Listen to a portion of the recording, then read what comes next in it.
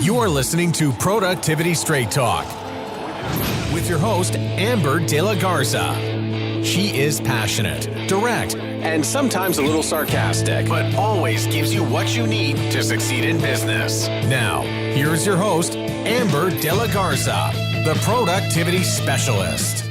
Welcome, and thank you for listening to Productivity Straight Talk. Today is episode 51. 5 simple but powerful productivity hacks for entrepreneurs. If you are an entrepreneur who wants to take consistent, massive, focused action in your business and life, then you're in the right place, and I'm so glad you've joined me. And if you're a repeat listener, I really appreciate you being a loyal listener of Productivity Straight Talk. My goal today is to convince you how powerful these hacks are so that you can commit to implementing them and start reaping the rewards of your improved productivity. Today is a great episode because you are going to discover the 5 easy ways to quickly power up your productivity, some great methods to increase your efficiency, my pro tip for creating templates, a bonus hack that could be a game changer for you, and so much more. So let's dive right in and get straight to it. Okay, so here's the straight talk. You've probably heard the hacks that I'm going to share with you at one time or another. But please allow me to explain why I think these particular hacks are so powerful at improving your productivity. And then commit to taking action on one of these hacks immediately to power up your productivity. Powerful productivity hack number 1. Rapid fire power hour. Do you seem to have tasks that linger on and on and on from one week to the next week and linger until they become urgent? Do you have a hard time focusing on your highest priority activities because you have lingering, small, really insignificant tasks that start adding up and eating away at your focus? Do you want a way to clean your slate and start fresh each week? Then start doing a rapid fire power hour. They're the best way to knock off those tiny tasks and gain momentum in your work. Set aside 1 hour at the end of each week to intentionally work on quickly making simple tasks go away. These simple tasks would otherwise fall through the cracks and not get done at all. Small one-off tasks like paying bills, making a phone call, reviewing a document, ordering supplies, or even quick replies in your email should all fall under a rapid fire power hour. Power hour tasks should be tasks that you estimate will take a short amount of time to complete, like less than 5 minutes. And there would be no repercussions from waiting until the end of the week to complete them. Throughout your week, I want you to capture these tasks and add them to either your task list, a virtual folder, however you organize yourself with regards to your tasks. Categorize them or mark them as a power hour. You can even have a folder sitting on your desk that says power hour. However you collect these tasks, the goal is to jump right into your rapid fire power hour and to get as many of these tasks done during that time. For more information on implementing a rapid fire power hour, I go deep into this topic on episode 15. So go take a listen to episode 15 where I break down my entire process for a rapid fire power hour. Repurposing just 1 hour a week can diminish the Monday blues and set you up for success for the following week. Not only does it help with the Monday blues, it really clears the slate so that you can have some clarity and focus and really be present with your family should you take the weekends off. Whatever your schedule is, getting those things out of your head, tidied up, and starting fresh for the following week is always a win. And when you consistently do a rapid fire power hour, it enables you to focus on your high value activities and thus be more productive. Powerful productivity hack number 2, batching tasks. Batching creates efficiency. It is that simple. You can batch pretty much anything you do on a reoccurring basis, like emailing, making phone calls, invoicing, reconciling your bank accounts, creating content, graphic design, lead generation, pitching yourself for podcast interviews or speaking opportunities, meetings, following up with clients, and the list is endless. You fill in the blank for yourself on the activities that you do on a reoccurring basis. Batching allows you to get into a rhythm, and that rhythm creates efficiency and reduces time lost going from one type of project to another more often and having to switch gears. One-off tasks can slow you down. Here are some examples of how you could use batching to power up your productivity. For example, I would recommend that you have specific times during the day that you're processing your emails, not just checking your emails all the time. Now, that is an entire podcast episode soon to come, the difference between checking and processing emails. But I would love that you have some intention about when you're in your inbox. That is a form of batching. Another example is you wouldn't write a thank you note card at 10 a.m. and then another thank you note card at 4 p.m. Getting into your contact addresses, pulling out your envelopes and stamps,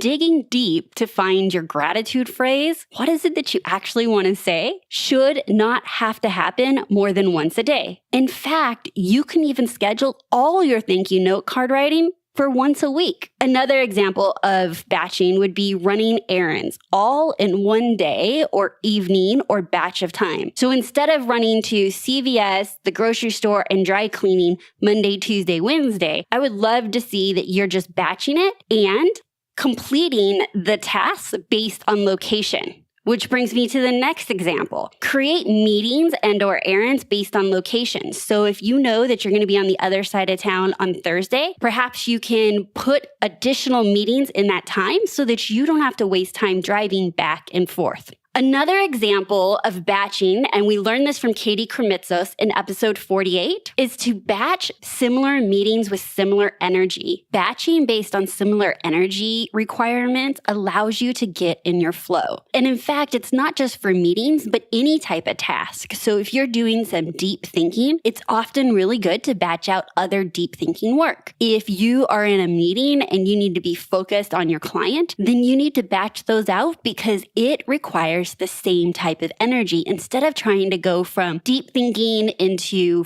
focused one-on-one work, it's very different parts of us and requires different parts of us. And the sheer act of bouncing back and forth between different energy levels can be exhausting. If you find yourself haphazardly completing tasks with no rhyme or reason and certainly no batching, then I would have to tell you that there is probably a lack of planning in your life. When you batch tasks, it enables you to focus on your high-value activities and thus be more productive. Powerful productivity hack number 3, planning your days. There is so much power in taking the time to plan your day. Even if something unexpected comes up, and it will, if you've at least laid those train tracks for where you're supposed to go, you'll be able to quickly get back on track and keep heading in that direction. I'm going to share with you quickly my 5 daily planning pavers framework. If you want more on this hack and to go deeper, then go back and listen to episode number 13, where I deep dive into how to plan your day in 15 minutes or less. The 5 daily planning pavers are, number 1, review your current day. So this is where you're going to take a moment and review your appointments, what meetings were you in, notes so that it triggers tasks. I also want you to take a second and look at the phone calls that came in on your cell phone, text messages that may have gone unread, Facebook messengers. This is an opportunity for you to be triggered to capture tasks. Number 2 is preview the following day. What meetings or appointments do you need to be in? Is there any preparation so that you can be on your top A game for those meetings? Again, you are going to utilize this as an opportunity to collect action items to add to your task list.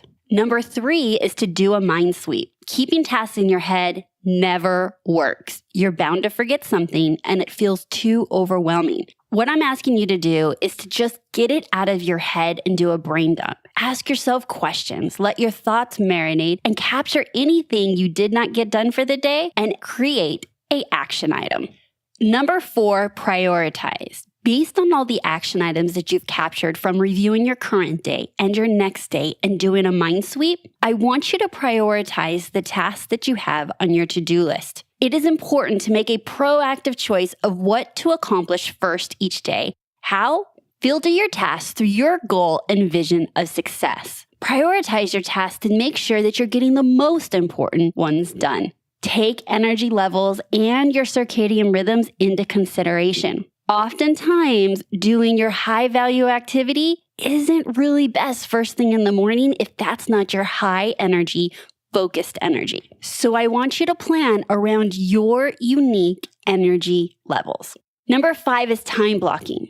Time blocking helps you execute task lists and get the job done. Tony Robbins says, if you talk about it, it's a dream. If you envision it, it's possible. If you schedule it, it's real. That's what time blocking is all about. There are a couple ways to time block, and I go into this deep on episode 11. So if you want more on specifically time blocking, go back and listen to episode 11. I teach 2 types of time blocking. This particular time blocking that I'm referencing now is how to time block specific tasks onto your calendar. You'll block out anywhere from 20 to 90 minutes based on the amount of time the task requires and the length of time that you can focus. Time blocking at its best cuts out all distractions for that set amount of time so that you can get your most focused work done and not be tempted to multitask and go back and forth and just essentially work really inefficiently. For more tips on how to plan your day,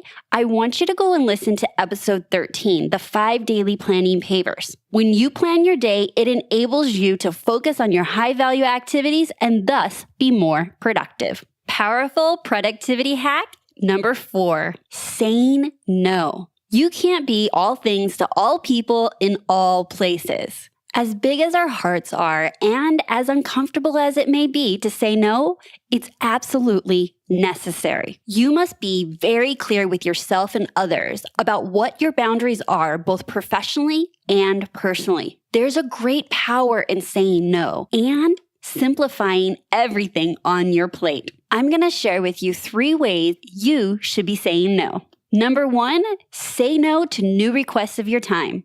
As an entrepreneur, we don't have set business hours. So that may seem to other people, including your family, that we have tons and tons of free time to show up and support them. And that is simply not the case. We can't give everyone else our best time all the time. Our business demands our best time. On the other side of that, though, saying yes to every business opportunity also can come at a cost. Time working on your business can creep into family dinners, date nights, and weekends off. When someone requests your time for business, consider your priorities and only say yes if you are comfortable with the fact that it will push something else further down your plate, such as being home at a decent hour to enjoy dinner with your family. You might feel like saying yes to a business opportunity means you'll be doing that instead of, say, processing your emails or meeting with a regular client. But it's not that simple. That's because those things are still going to get done. So those things get pushed back and now you're going home late or you're working through the weekend. Saying yes to any request of your time has a rippling effect in both your business and personal life. How I've found an easy way to say no is being really clear about my goals. I filter every opportunity that comes my way and every request of my time against my ultimate goals and vision of success. And I would invite you to do the same. If you're really not clear about what to say no to and what to say yes to, I don't think that that's a time management issue. I think it's a goals and clarity issue. You need to ask yourself, does this opportunity either support your overarching goals or steer you off track? If your goal is to be less stressed, will saying yes to this opportunity provide you more joy and diminish your stress? Or will it cause you more stress whereby you'll be juggling too many projects and struggling with how you can be in all places all the time? Saying no to others is like saying a resounding yes to your own priorities. And I invite you to say yes to you. Number 2, say no to the things that you've already said yes to. There are likely plenty of tasks and activities that you are doing on a regular basis that are, well, totally a waste of time. You have to figure out whether those projects and tasks and activities and opportunities and meetings are serving you. As our business grows, as we learn new things, as seasons in our life change, so do our goals. And as we refine our goals and as we get clearer and clearer with what it is we determine success is, we should also be cleaning up the things that we've already said yes to.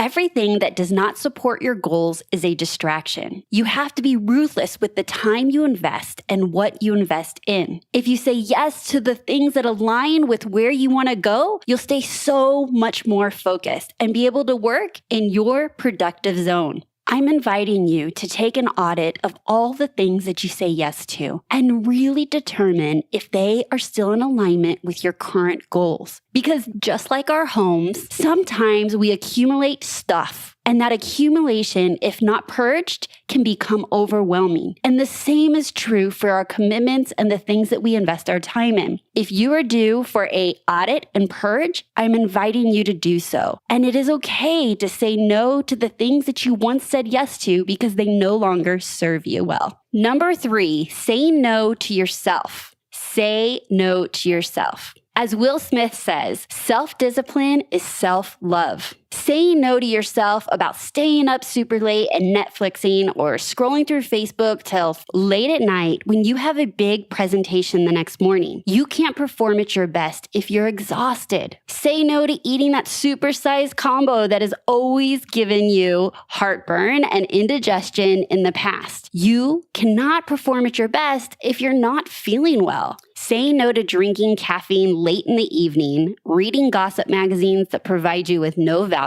A little self-discipline goes a long ways. When you say no to others or things that you've said yes to or yourself, it enables you to focus on your high-value activities and thus be more productive. Say no to yourself and others to free up a whole lot of time and energy to focus on your high-value activities. Powerful productivity hack number 5, utilizing templates. Being productive is investing your best time into your best activities. If you are wasting a lot of your time needlessly rewriting copy instead of working on your highest value activities, you're not being as productive as you can be because you're wasting time. Time that you could otherwise be investing in your most important activities. Utilizing templates enables you to move faster through emails, projects, tasks, marketing, proposals. Pretty much any repetitive task that you do over and over again can be templated. I'm going to give you my pro tip for creating templates. Never sit down and just write a template. It is almost guaranteed to never get done if on your project list or your task list is to write templates. Only create a template after there's a need for one. Once you've needed it and written it, and you know that you need to use it again, that's the best time to create the template. That's because it's the best way to start from a live example that you actually used. Then you simplify it down into a template that can actually be customized. If you were to just sit at your computer and think about what it is you wanted to say to no specific person, I can guarantee the process will be dragged out. But if you had a need to write an email to a client about a particular topic and you find yourself writing to your clients about the same topic, then I recommend you going back in and pulling some examples together and then create your template from there. Every halfway decent email program has the capability of saving email templates,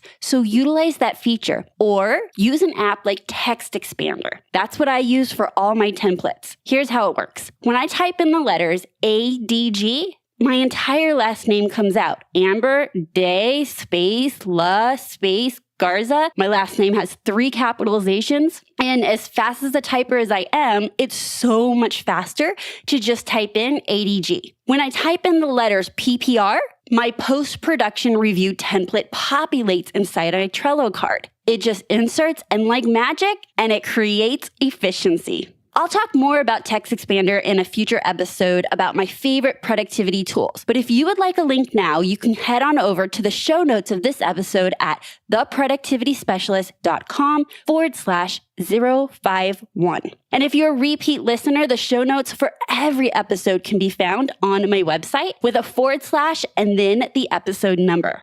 When you utilize templates, it allows you to reinvest that time in your high-value activities and thus be more productive. I got a bonus hack for you. If you're not using split screens, get your butt to the nearest tech store or get online and buy another monitor. Using split screens has been a game changer for me, and I know it would be for you too. Contrary to popular belief, it does not make you multitask. You make you multitask. It's not the screen that's doing it to you, so no victim mentality here. However, what the screens do is help you move swiftly between documents wherein you're pulling information from one document and moving it to another, or you're reading information on one screen and writing an email on the other. With dual screens, there is no need to resize or minimize windows and click outside of one document and to the other and look for the other document you're working on and switching back and forth.